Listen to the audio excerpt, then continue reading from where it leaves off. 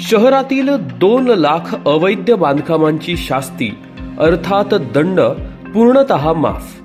अवैध बांधकामे नियमित करण्यासाठी नव्याने योजना.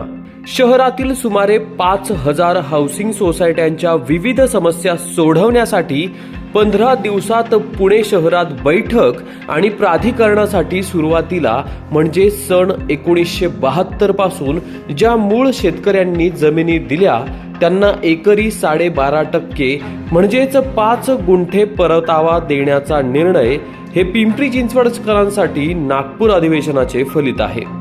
सहसा हिवाळी अधिवेशन नागपुरात होते आणि प्रामुख्याने ते विदर्भातील प्रश्नांवरच चालते.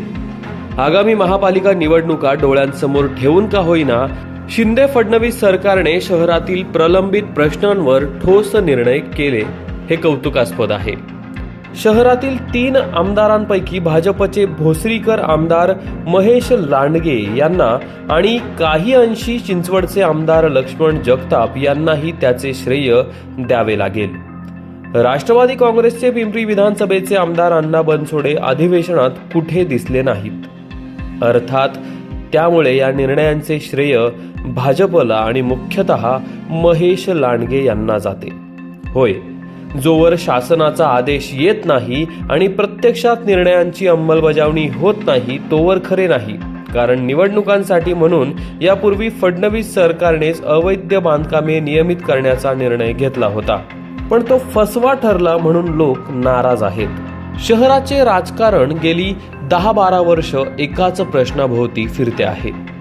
2 लाख अवैध बांधकामे आणि 2008 पासून त्याला लागू केलेली दुप्पट शास्ती. जवळपास 6-7 लाख मतदारांचा हा प्रश्न आणि ही गठ्ठा मतेच सत्ता ठरवतात. 2012 मध्ये हा प्रश्न चिघळला होता, पण मतदारांनी अजित पवार यांच्यावर विश्वास ठेवून राष्ट्रवादीला मतदान केलं. 5 वर्षात ना शास्तीचा प्रश्न सुटला ना अवैध बांधकामांचा. त्यामुळे एक प्रयोग म्हणून लोकांनी मोदी फडणवीस यांच्या भाजपवर विश्वास टाकला. तिथे फडणवीस यांनी मुख्यमंत्री असताना अवैध बांधकामे नियमितीकरणाची योजना आणली. 1000 चौरस फुटाच्या अवैध बांधकामाला 3-4 लाख रुपये दंड भरून नियमितीकरण कोणाला परवडत नसल्याने लोकांनी ढुंकून पाहिले नाही आणि एकही बांधकाम नियमित झाले नाही. 2.5 वर्ष ठाकरे यांचे सरकार होते, पण त्यांना या प्रश्नाकडे लक्ष द्यायला वेळ मिळालाच नाही आणि उपमुख्यमंत्री असूनही अजित पवार यांनी दुर्लक्ष केलं. आता तोच कळीचा मुद्दा लक्षात आल्याने महापालिका जिंकायची तर शास्ती माफी केली पाहिजे म्हणून विधिमंडळात फडणवीस यांनी घोषणा केली. लोकांना त्याबाबत अद्याप शाश्वती वाटत नाही, कारण मागचा अनुभव गाठीशी आहे. लबाडा घरचे अवताण जेवल्याशिवाय खरे नाही असे म्हणतात. त्यामुळे जोवर शासन निर्णयाचा आदेश देत नाही आणि प्रत्यक्षात अंमलबजावणी होत नाही तोवर काहीच खरं नाही. या प्रश्नात फडणवीस यांनी एक मेख मारली आणि न्यायालयाच्या अधीन राहून हा निर्णय होईल असे म्हटले. तिथेच खरी गोम आहे, कारण शास्ती करापोटी 600 कोटी रुपये थकलेत. ते जोवर पूर्णतः माफ होत नाही तोवर ही टांगती तलवार कायम राहणार आहे. दुसरा मुद्दा अवैध बांधकामांचे नियमितीकरणाचा. न्यायालयात हा प्रश्न गेला त्यावेळी 64,000 अवैध बांधकामे असल्याचे प्रतिज्ञापत्र होते. नंतर एका अंदाजानुसार महापालिका, प्राधिकरण आणि MIDC अशा 3ही नियोजनकर्त्या संस्थांच्या हद्दीतील मिळून 2 लाख बांधकामे अवैध असल्याचे सांगण्यात आले. 10 वर्षात आता तीच संख्या किमान 2.5-3 लाखावर गेली असेल. त्यामुळे आजच्या घडीला राजकीय दृष्ट्या हा प्रश्न किती महत्वाचा आहे ते लक्षात घ्या. भाजपला ते समजले म्हणूनच फडणवीस यांनी त्यावर आश्वासन दिले. दिल्ली, नोएडा, अहमदाबाद, उल्हासनगर अशा शहरांतून अवैध बांधकामे नियमित केली गेलीत.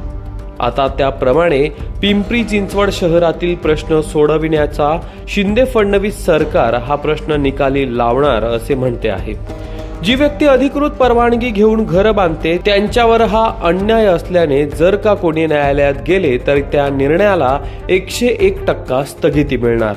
म्हणूनच फडणवीस पुन्हा पुन्हा म्हणाले की न्यायालयाच्या अधीन राहून निर्णय घेऊ. याचाच दुसरा अर्थ अवैध बांधकामे नियमितीकरण हा फक्त निवडणूक जुमला आहे. फडणवीस यांनी खरोखर हा प्रश्न कायमचा सोडवला तर पुढची 10 वर्ष शहरावर भाजप राज्य करेल आणि फसवले तर लोक पुन्हा आपले अजित दादा बरे म्हणतील. आता फक्त महिनाभरात शासनाचा काय आदेश येतो ते पाहू.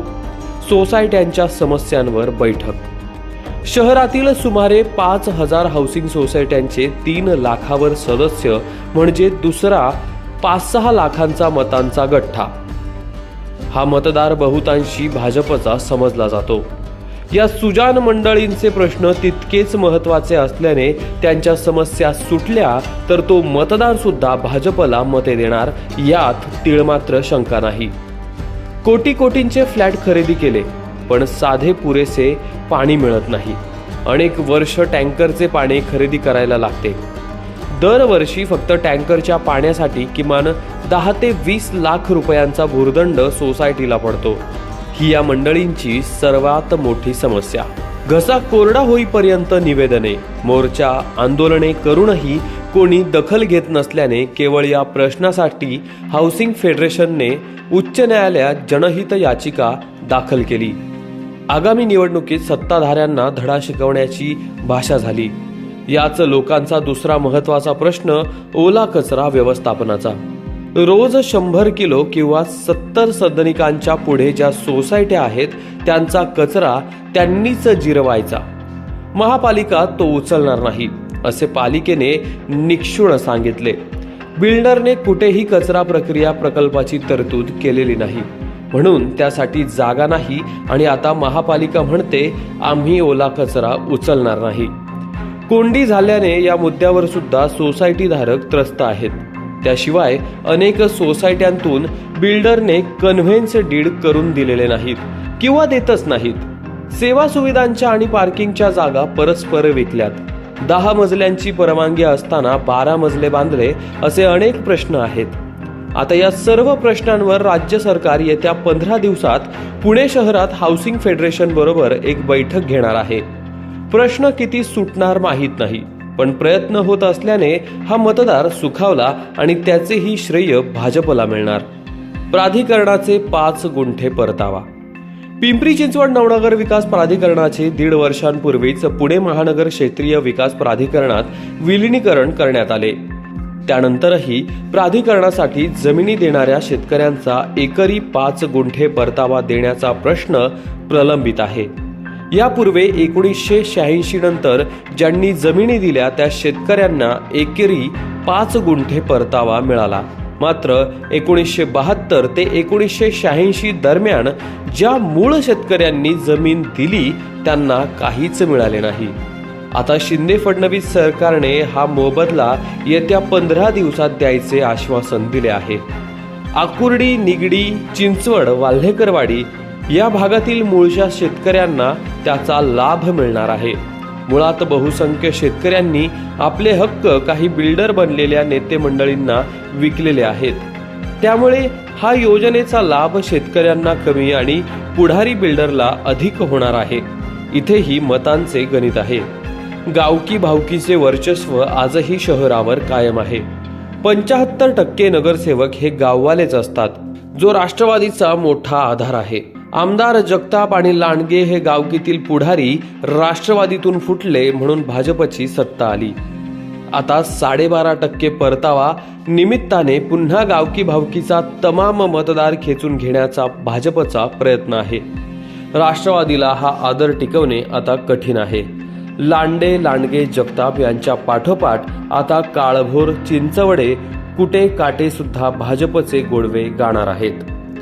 जागरूक लोकप्रतिनिधीच हे करू शकतात. राज्य विधिमंडळाची 3 अधिवेशने होतात. मुंबईत 2, नागपुरात 1. विधिमंडळात प्रश्न उपस्थित करायचा असेल तर लोकप्रतिनिधी तिथे जागरूक असावे लागतात. पिंपरी चिंचवड शहरातील 3 आमदारांच्या कामाचा तुलनात्मक विचार केला असता गेल्या 3.5 वर्षात भाजपचे आमदार महेश लांडगे हे सरस ठरतात. मुख्यमंत्री, उपमुख्यमंत्री आणि संबंधित खात्याच्या मंत्री महोदयांकडे पाठपुरवठा करत अक्षरशः तगादा लावून ते प्रश्न मार्गी लावतात. विधिमंडळात चर्चा घडवून आणायची तर सुरुवातीच्या प्रश्नोत्तराच्या तासात संबंधित विषय चर्चेत आला तर उत्तर मिळते. त्यासाठी सुद्धा विधिमंडळ सचिवांपासून विधानसभा अध्यक्षांपर्यंत सतत मागणी लावून धरावी लागते. साधारणतः 60 ते 70 प्रश्न असतात, पण फक्त 4-5 प्रश्नांवरच चर्चा होते. अधिवेशनातील दैनंदिन कामकाजात 4 किंवा 5 लक्षवेधींवर चर्चा होते आणि मंत्री महोदय उत्तर देतात. 288 पैकी जे आमदार सजग असतात ते आपापल्या मतदारसंघातील प्रश्नांवर लक्षवेधी सभागृहात यावी म्हणून प्रयत्न करत असतात आणि उत्तर मिळवतात. अल्प चर्चा, दीर्घ चर्चा अशा विविध आयुधांमधून प्रश्न उपस्थित करता येतात. किमान प्रश्नोत्तरे आणि लक्षवेधीतून शहराचे 3 प्रश्न मार्गी लागले याचे समाधान असते. खरे तर आपले आमदार विधिमंडळात किती कार्यक्षम आहे की निव्वळ तोंडातून गुळणी करून बसतात याचा लेखाजोखा त्या त्या भागातील जनतेनं घेतला पाहिजे. पिंपरी चिंचवड शहराच्या बाबतीत 3 आमदारांचे विधिमंडळातील कामाचे मूल्यमापन केले तर राष्ट्रवादीचे अण्णा बनसोडे यांचे प्रतिबिंब कुठेच दिसत नाही आणि भाजप आमदार महेश लांडगे उठून दिसतात. तिसरे आमदार जगताप यांनी यापूर्वी अनेक प्रश्न अधिवेशनाच्या माध्यमातून मार्गी लावले. प्रकृती ठीक नसल्याने गेली 4 महिने आमदार जगताप रुग्णालयात अतिदक्षता विभागात असल्याने नागपूर अधिवेशनात ते अनुपस्थित होते. संसदेत शिवसेना शिंदे गटाचे खासदार श्रीरंग बारणे आणि विधिमंडळात भाजपचे महेश लांडगे चमकतात हे किमान शहराच्या दृष्टीनं चांगलं आहे.